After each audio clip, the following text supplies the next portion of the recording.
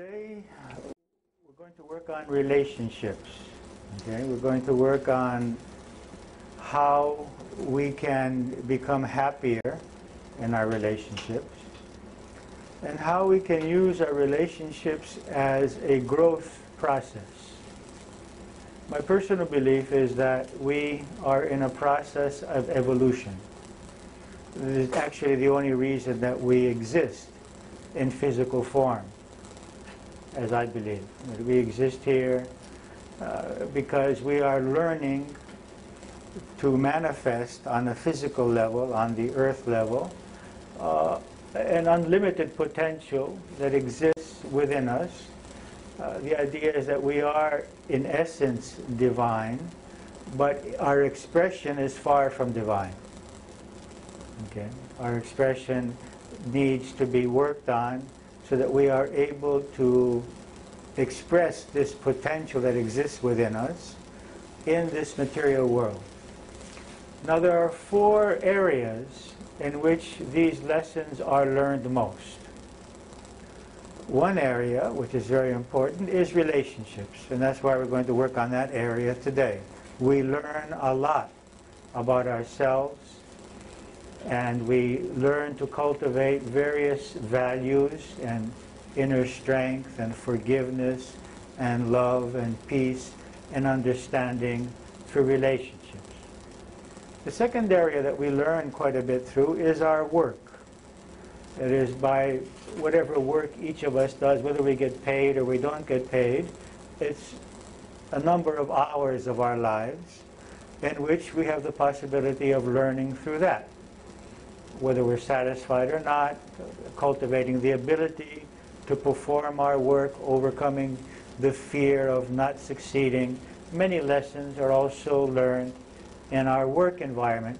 And of course, many of those are also relationship lessons if we are working with other people with whom we have difficulty. The third area of learning is our health, our physical body.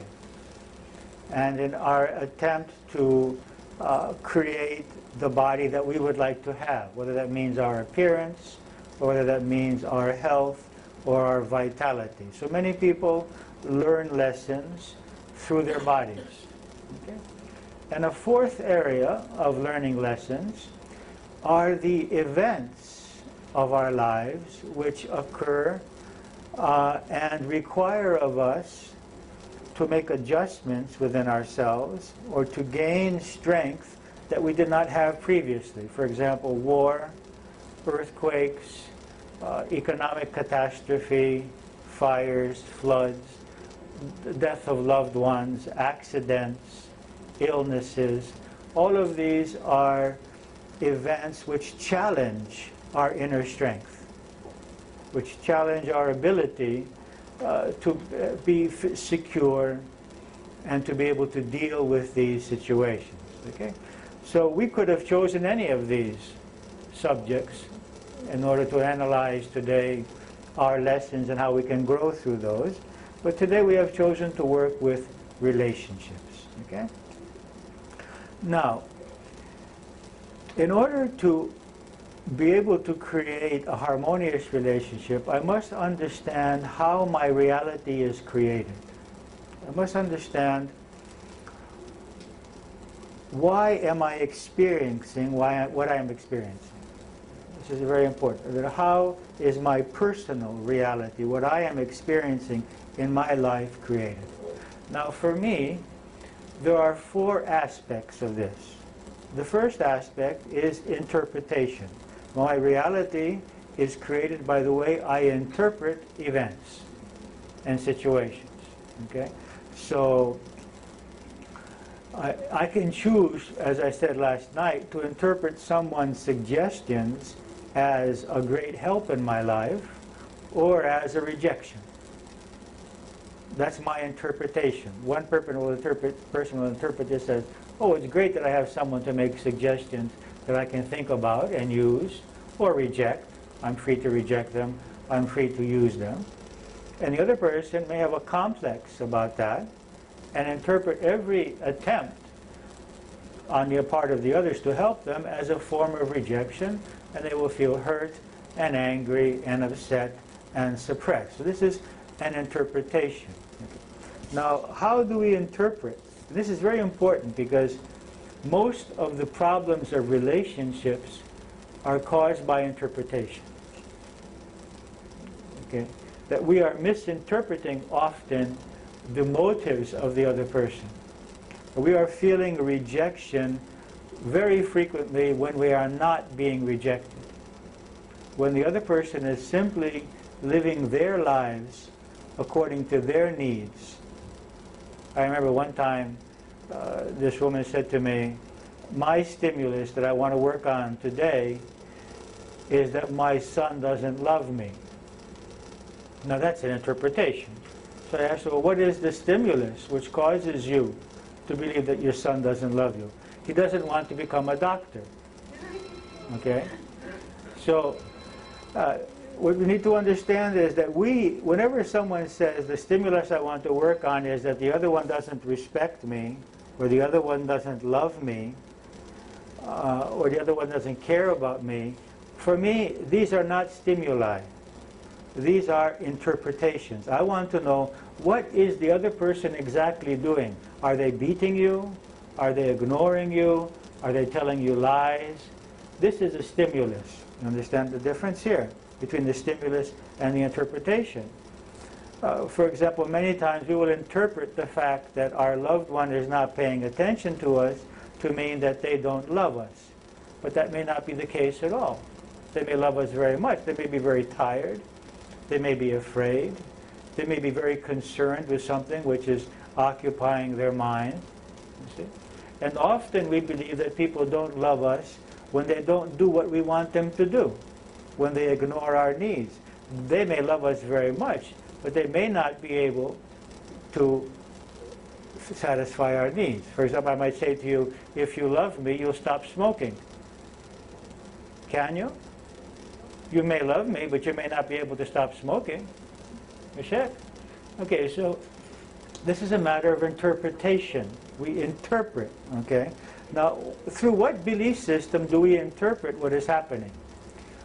We interpret what is happening through a very subjective belief system, which is created in our childhood, in which we make false assumptions, false conclusions about ourselves and about life. That is, a child who received continuous criticism is going to often feel that their spouse or their children or any other person is criticizing them when in fact they are not. Okay?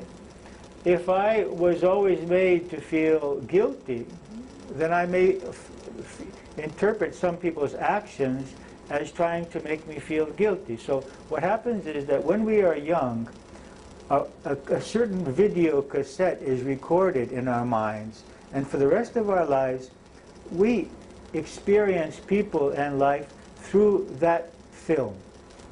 We do not see what is there, but we see what we are projecting to be there. So this is called projection. We project onto people motives that they do not have. We project fear and danger where it doesn't exist, or rejection where it doesn't exist. So the first mechanism of the creation of our personal reality is interpretation. Now this requires, in order to get free from this is our life purpose.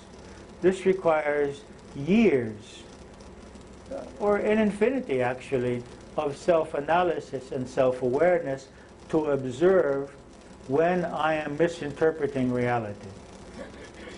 When I am creating in myself internal conditions which are not analogous to the external conditions. You understand? And so it's very important to see this. We see this in others. How many times have you all felt misinterpreted? How many times have you spoken to someone and approached someone with very pure motives of love and have that person misinterpret totally what you are doing and become angry and upset or hurt when it was not your motive at all? Well, we do the same. See? So every person is programmed in this way, and we need to see this programming. So the real work, if you like, in creating a harmonious relationship is in getting free from all of these programming. And this is why in Greece we have a 6-year seminar in which people come once a week for 3 hours from October until the end of May. It's like a school, like a university. And every week they're working on discovering these programmings and using techniques to get free from them. And some of them do it twice. They do it 12 years. It's not something that you do in a weekend. You understand what I mean? It's something that you have to make your life purpose. This is called self-knowledge, and that's why the seminar is called Self-Knowledge Seminar. So it means being totally aware of myself. And what is the key? The main key is, when do I have negative emotions? Because here the truth is that I have negative emotions whenever I am not connected to the truth. That there are certain beliefs which are causing me to feel intimidated or to feel hurt or in danger, when in fact I am safe and I am worthy. Now, the 3 main fears that we have discovered throughout all of these years, and for me it's been 35 years of doing nothing else with my life but this analysis and this work with myself and others, is the fear about my self-worth, the fear that I am not worthy, and thus everything that everyone does around me puts my self-worth in danger. And of course no one puts it in danger more than myself, because I'm continually comparing myself to others and always getting down on myself because I'm not good enough. Secondly, our fear about our security, that we are not safe. Okay, this has to do with money. I am secure only if I have enough money. I am secure only if I have a love partner or a parent or someone to protect me. If I was by myself, I could not feel secure. You understand? And the third fear has to do with freedom. That others want to suppress me. Others want to control me. Now these 3, and the 1/4 fear is the fear that I will not be able to satisfy my desires, my pleasures. Okay? So whenever someone is analyzing why they feel hurt or angry or depressed or bitter, we always find one of these 4 fears underneath. That they are fearing for their self-worth, they're doubting their self-worth, or their security, or their freedom, or their ability to fulfill their pleasures, to satisfy their pleasures. Once one discovers this, then what we need to do is either to become more capable of manifesting our needs, or to become capable of feeling our self-worth and feeling our security and freedom within ourselves with the situations as they are. Okay, so the first way that we create our reality is through interpretation. The second way that we create our reality is by attracting events and behaviors and situations. Now, probably all of you know that people who have alcoholic parents will attract an alcoholic spouse. People who had parents who were abusive will attract an abusive spouse. People who have a critical parent will attract a critical spouse, a critical spouse. That is, that we will attract in our lives what we fear and what we are used to. Now this law of attraction works in 3 ways. Okay? The first law of attraction is what is commonly known as the law of cause and effect, or the law of karma. And that is that I attract to myself, or what comes to me is a reflection of how I have lived and how I have thought and how I have functioned in the past. So if I have been abusive, then I may find people being abusive to me. If I have not been truthful, I might find people not being truthful to me. So it's the sum total of all of our thoughts, words, actions, and choices throughout our history. Okay? Now this is not, don't think that this is an Indian law. This is as Christian and as Muslim as any other law. Every religion states that as you sow, so you shall reap. And when Christ healed the paralyzed man, he said, get up and walk, your sins are forgiven. Explaining that no human suffering is without some cause which comes from within that human being and from that human being's past. So we need to remember this when we're dealing with our relationship problems, because it's very likely that what we are receiving from these people with whom we have difficult relationships is exactly a karmic situation. That doesn't mean that we have to accept this behavior which is improper or unjust or unethical.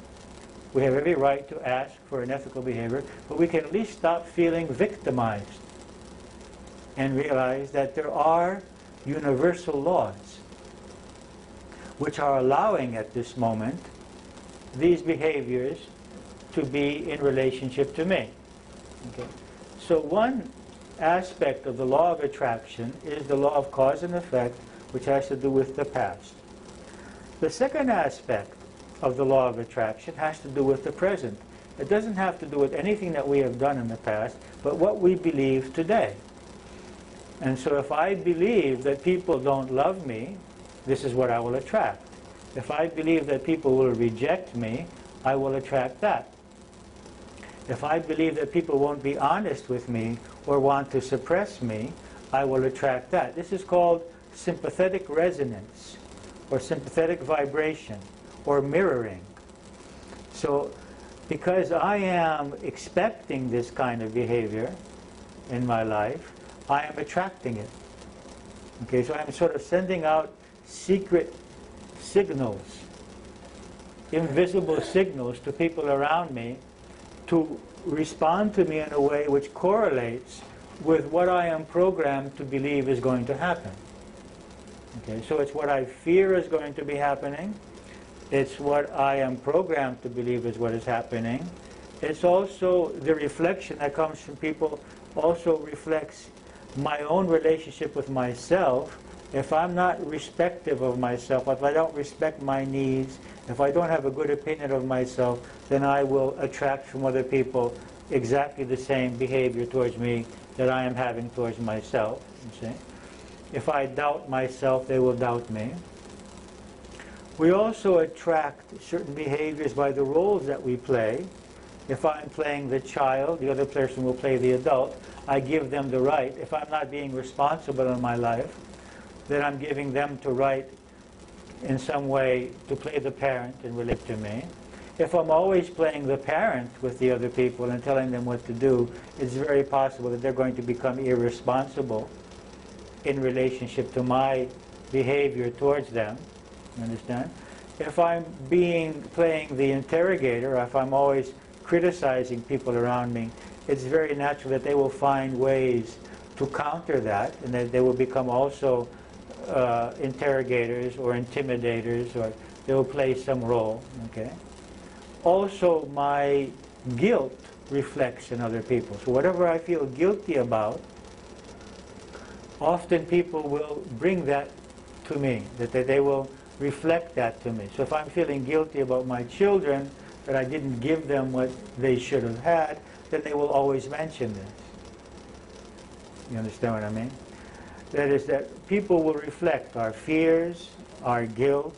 They reflect our criticism. When I criticize someone mentally in my mind, their behavior will reflect the fact that I am rejecting them and I am criticizing them. And then I will feel victimized. I will say, well, I'm not saying anything. Why are they behaving towards me in this way? But the fact is, I don't have to say anything at all. The fact is that all of my inner mental criticism of this person, he is receiving it subconsciously and reacting to me in this way. Okay? So these are all forms of mirroring. We do a 2-day seminar only on this subject. Only on the subject of mirroring. It's a huge subject, and we will see, we may have time towards the end of the day to do a special technique in which you can discover, you can choose the specific behavior of another person which is upsetting to you, and I will try to help you find the mirroring, to find out what is it that is in you which is in some way connecting to this person and allowing this person to connect to you in this way. Okay? This is a very important aspect to understand mirroring in relationships. Another aspect of this mirroring is when we want to be the victim,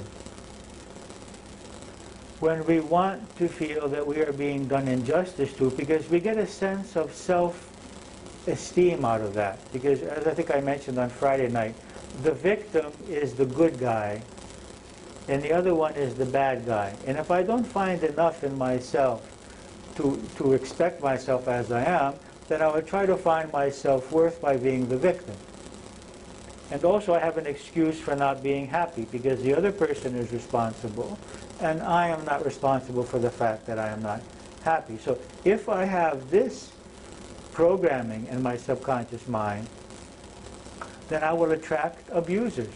If I'm playing the role of the victim, then I'm going to be attracting people all the time. We do a very interesting exercise here.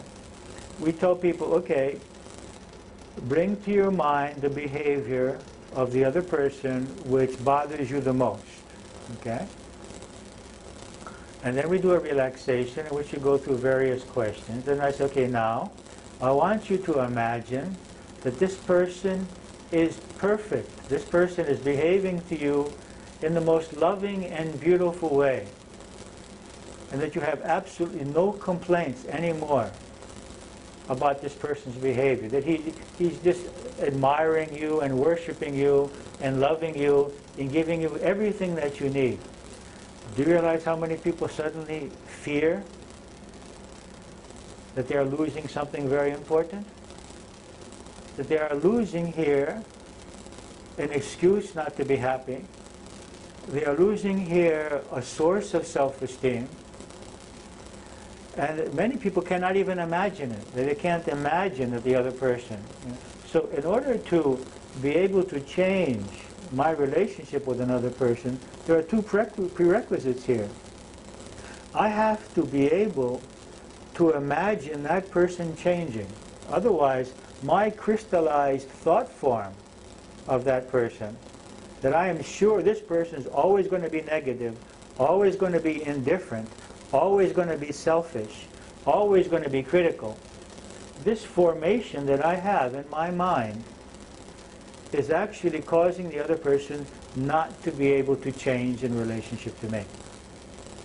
He may change in relationship to everyone else, but because I am vibrating this thought form of this person to this person, then he won't change in relationship to me. And this is why we would learn today to do this visualization, to be able to visualize the other person behaving towards me in the way that I want.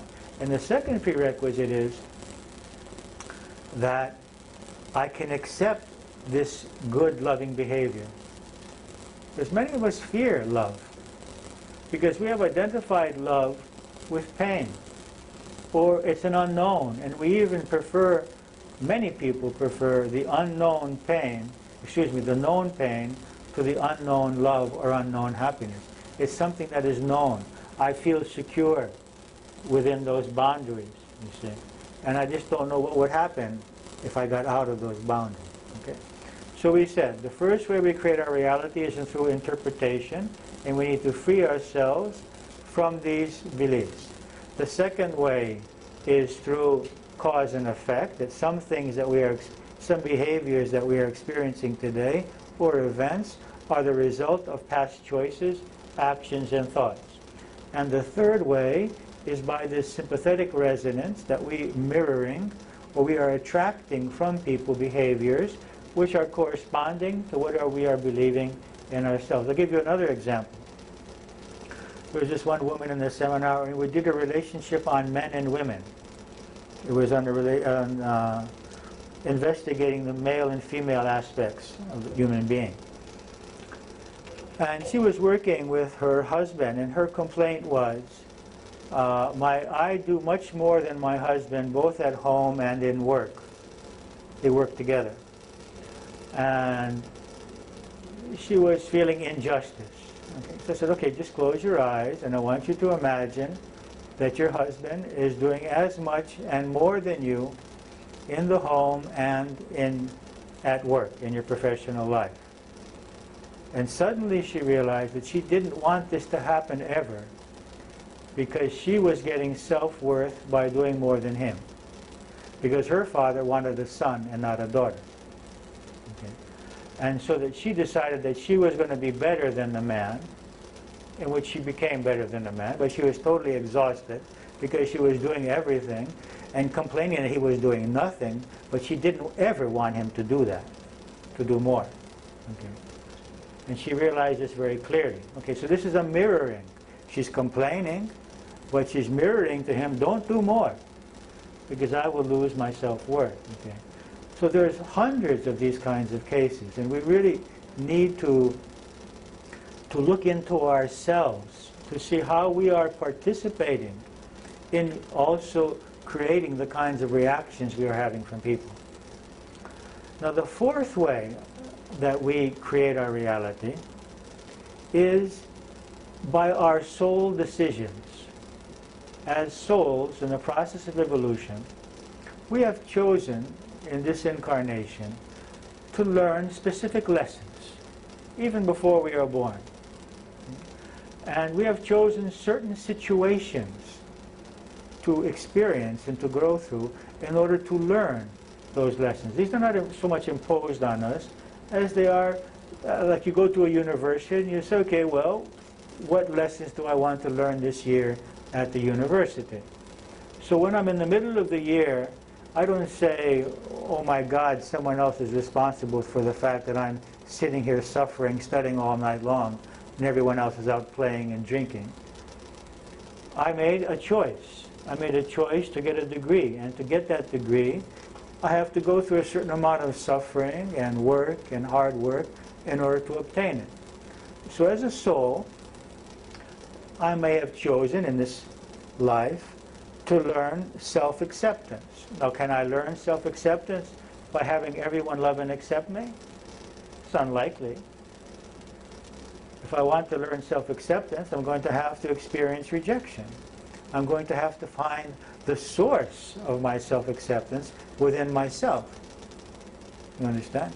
Or I may have chosen in this life to learn forgiveness. Now, can I learn forgiveness in a vacuum? No. In order to learn forgiveness, I have to have made a secret agreement with certain souls to do injustice to me so that I can have the opportunity, working within myself, to find the strength and the understanding to forgive these persons. Well, I mean, secret is that we're not conscious of it now. I mean, it's like we're sitting up there, like, okay, you're going to incarnate before me, and then we're going to come down, and I'm going to be your mother, I mean, your daughter, and then you're going to do this to me, and then I'm going to have to learn to forgive you for what you did to me. And you understand what I mean? Like, you don't have to believe this. You don't have to believe anything I'm saying. I'm just explaining what I believe. Okay? So, this is, but I'm giving you three other possibilities, accept the others if you like. That in a way, we have made these agreements with these souls to test us.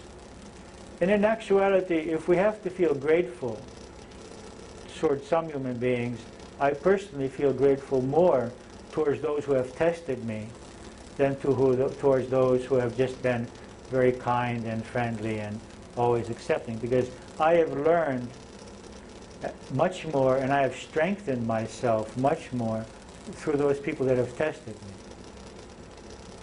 They have forced me to find my self-worth within me, and to find my security within me, and my life purpose within me, and not outside of me. Okay? But this is your choice, how you want to approach this. Okay? So we have these four ways in which our personal reality is created by interpretation, by cause and effect. Some things that are happening in our lives today are the result of the past. By sympathetic resonance, that is, some things that I'm attracting by the way I think, the way I feel, the way I behave. I'm attracting behaviors from other people. And fourthly, if you want to believe it, by our soul decisions as to what we have chosen to learn. Now, the matter of happiness is a simple matter. We are happy when we have what we want, and we are unhappy when we don't have what we want. It's that simple. So, in order to become happy, we have two choices. We either become more capable in having what we want, without, of course, harming others or doing anything to others we would not like them to do to us, or we learn to be happy with less. There's these two possibilities. So if I want something and I don't have it, I have to determine in my mind, is my lesson here to become more dynamic in creating what I want? Or is my lesson here to become detached and be happy even without getting that? Now what I want could be a new car, and it could be the love of a specific person. Or it could be the health of my child, or the success of my child in my term of success. Okay? Or a specific behavior from a specific person. Okay. So today we're going to discuss what we want in relationships. Okay. So when I am not getting from a relationship with a specific person what I want, I need to investigate now, why am I not getting what I want? And what is my lesson in relationship to that person? Now, one possibility is that I am not getting what I want from this person because my lesson in life at this time is not to need that. That is, I want this person to give me more affirmation, but my lesson in life now is not to need that affirmation. My lesson in life is to self-affirm. Okay? Affirm. Okay? I may want from the other person more financial support, but maybe my lesson as a soul is to feel more dynamic and more secure in myself and my ability to support myself. Okay? This is one possibility. So sometimes the lesson is that I really don't need what I think I need, and I can be happy in life without that, and secure in life without that. The second possibility is that my lesson is to more dynamically ask for what I need, to become assertive, to ask clearly for what I need, but without playing roles. Because when we play roles, when we become the interrogator and criticize the other, or become the intimidator and threaten the other, or become complaining or criticizing or threatening, the other person doesn't really hear our need. What the other person hears is our attack. And that attack causes that person to close up and to react in response to our attack and not to our need. They may agree with what we are saying, but they won't respond. They won't give us what we need because this whole power game is created. So there's a big difference between saying you're insensitive and you're a lousy bum and you're no good and you're egotistical. Now who's going to cooperate when we tell them all these things? Is anyone going to cooperate? Another thing is to say, you know, I really have a serious problem. I'm not feeling very good and I need you to listen to me. Because this is the reality. The reality is that I have a problem, that I am not happy, that I am not getting what I need. This is the reality. When we go into the attack mode, we're not being truthful, you know, because the attack mode is a covering up of the need mode. But we're afraid to express the need mode because we don't want the other person to see us as weak. We don't want to give him strength or weapons. And so rather than express the need mode, you know, I need this, and it's important to me, and what can we do about this? We get into the attack mode, and we seldom get what we want. Or if we get what we want, say for example in the case of a small child, we're able to get what we want through the attack mode. I'm going to beat you if you don't do it. Eventually when they grow up, we just receive the attack mode back. And when they become adolescents, all of that injustice, that misuse of power that we exercised all of those years just comes back to us. Okay? And then we feel victimized, but it's just karmic. I mean, we misused power for so many years. We didn't explain things. We just used our authority. We exercised our authority in that way. And this is the natural result. So what we need to do, the second possibility is that we need to learn to express our needs in a very clear, assertive, loving, non-accusative way, without accusing, without threatening the other person. This is called the I message.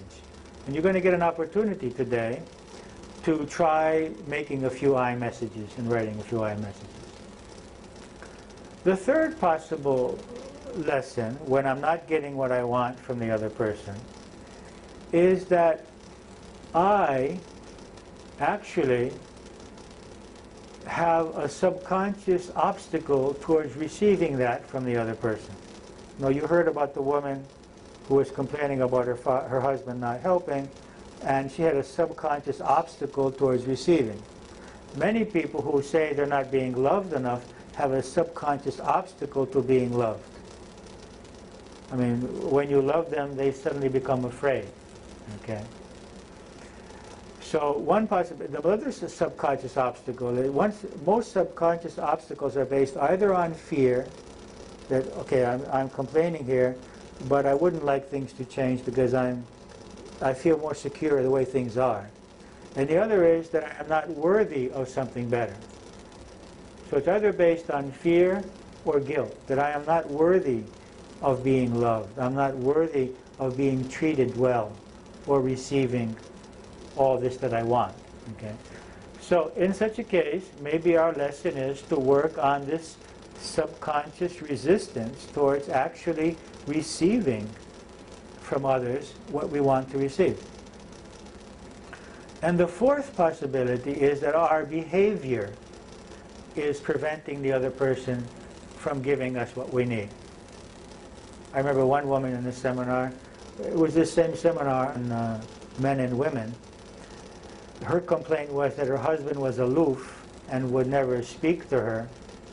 And then she realized very clearly that he was aloof because she was always criticizing him. And so why should he open his mouth? He's just going to be criticized. Okay? And you know that women have a better way with words than men do. So it's easier for the man just to shut up and ignore, because he's always going to be wrong in the end. Okay? So of course there are exceptions to these. These are just generalizations. Okay? So what? It's your only weapon, exactly. So she realized that he was not able to satisfy that need for conversation because of her behavior. Okay, so it's very possible that I may not be getting from someone something that I want because of the way that I am behaving, which is putting them in a defensive position, or not allowing them to feel open and free enough to be able to respond to what I'm asking for. Okay? And this problem of opening up and criticizing often happens also between parents and adolescents. Because when the adolescent starts to affirm their own ego, and the parent is afraid and starts making suggestions and criticism, then the adolescent stops sharing with the parent a lot of it's his or her personal life, and then the parent feels more shut out, becomes more critical, and this vicious circle takes place between the adolescent and the parent, in which one's behavior is creating the other's behavior. Okay? Okay, so we saw 4 ways in which our reality is created, and 4 possible lessons when our needs are not satisfied. Because our relationship problems are 90% need conflicts. Okay, we want something from the other person that we're not getting, and we're feeling upset. And the other person wants something from us, and they're upset, you see. So if we can heal these need conflicts, then we can solve most of the relationship problems. Now there are times when the solving of need conflicts requires also, it's not only inner work, it's also outer work with the other person, and working on how we can practically solve our needs. That is, how you can practically have your needs met and my needs met simultaneously. When, for example, a parent and child or a couple come to me for help, the first thing I say to them is, I am not a judge, and I have no way of knowing who is right and who is wrong. The second thing I say to them is, I don't want to talk about the past. And the third thing I say to them is, all I want to know is what you need from him and what you need from her. That's all I want to know at this point. And so I take a piece of paper and I divide it in 2, and I put one name here and I put one name there. And if it's 3 people, say it's 2 parents and a child, I make 3 columns. And I write down the names. And then I just write the needs underneath. He says what their needs are. I need freedom, I need respect, I need help here, I need help there. And then I turn to each of them and I say, okay, now this person's needs are these. What can you do? What are you willing to do to help this person have their needs more fulfilled in this relationship? And then I go to the other person. What can you do here? What more would you like to be? It's like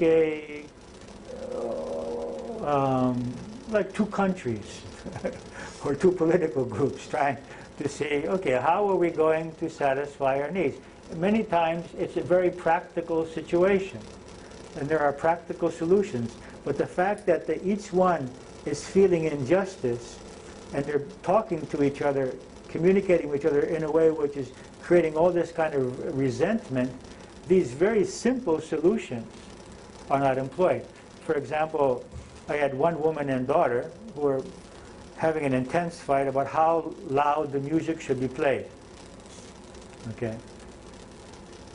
And after we went, and I've thought of all kinds of practical solutions for this: headphones, moving the stereo system to another room, and all these kinds of things. It became very obvious that it had nothing to do with the music. It was a control issue. The mother did not want to lose control of the child, and the child wanted freedom. And the playing of the music this loud was just an expression of freedom and not a need. She could have listened for the headphones as loud as she liked. But she wanted to assert this freedom, you see. So often behind these need conflicts are power conflicts. There are 2 kinds of conflicts usually behind them. There are the power conflicts, whose will is going to stand in this situation, and the other is who is right conflicts. And each one trying to prove that they are right. And they lose vision of what is really important. They lose vision of the fact that they actually love that other person and really want that other person to be happy, and they start hurting each other and hurting themselves because they have gotten lost in this whole conflict about who is right or who is going to be more powerful in this situation. Okay, let's take a short break here and hear about your overview of how to work with relationships. And we're going to have little experiences on each of these subjects. And then if any of you are interested in going deeper, at a future date we can actually go deeper on any one of these aspects. But what you will be learning is something that you can employ in your daily life. So in an extended seminar, the only difference would be that we would actually spend more time working on that particular issue, but you will learn how to work with that. And so it's your choice from then on if you decide to do that at home. The idea would be, now this belongs to what I said earlier, and that is that one of the possible lessons is to become free from the need. But it's a totally different thing to become free from the need and to suppress the need. You see, we must not confuse these two things. If that need is there and I suppress it, gradually I'm going to have resentment and anger, and that is going to become psychosomatic illness, and that is going to become nervous tension, and that is going to become outbursts of anger when the other person doesn't know what he did. Because I am accumulating and accumulating this resentment because I have not been expressing this need. And often needs are not satisfied because they're not expressed, because we have not clearly expressed them. Okay? So my personal way of life has been to get free from needs. Even in relationships, my personal status is that I want to become as self-sufficient as possible. And I have managed that throughout the years. But, for example, I need you to be honest with me. I need you to be fair with me. I need you not to accuse me of things which are not real. Okay? And I expect that you can do these things with me. You understand? So, I don't need you to cook for me or to iron for me, or to, you understand what I mean? There are some needs which are quite basic. Now, you could even overcome them if you choose to. But the thing is, there's a great difference between overcoming them and continuing to feel love and continuing to feel unity with the other person when they don't satisfy those needs, and between suppressing ourselves out of fear of conflict or out of feelings of unworthiness, whatever reason I may suppress those needs. Okay? Now, as most of you are women, suddenly a man has appeared. You have been born into a culture in which you have been taught to ignore your needs. I mean, you've been born into a culture which has told you that you are here to serve, which is yes, which is very noble, and it's also a soul lesson. A soul learns by sacrificing and giving, but it should be done out of love. If it's done out of programming, it should be a conscious choice. I do this consciously.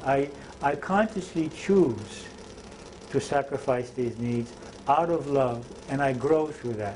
When I do it as a must, as something that I have to do, as something that I'm not worthy of doing otherwise because I'm a woman and not a man, then there is no growth in that. Okay. Now, what usually happens is that in societies where the woman is gradually liberated, they go to the other extreme in the beginning and not wanting to have, wanting to be totally free and not having any responsibilities, and then this balance is created in which the woman can choose that role, but out of love and not out of fear or not out of programming. Don't think that it's easier for men, because a man is forbidden to express fear. He's forbidden to express pain or hurt. Okay, so it's interesting, because when I did this seminar on men and women, for about a half an hour we did this walking experience in which I asked the women as they were walking to imagine that they are men, and the men to imagine that they are women. And it was a very revealing experience. I mean, most of the women, when they identified with the male body and that they were men, didn't like it at all, because they felt very enclosed in this social pressure to be something that they were not to be able to express any fear or any hurt, this tremendous pressure to be the protector, to be the one who's going to take care of everything. It was as difficult a role as the role of the suppressed woman was. They felt equally, even more suppressed in the role of the man. So we need to cultivate some understanding here between the sexes on this issue.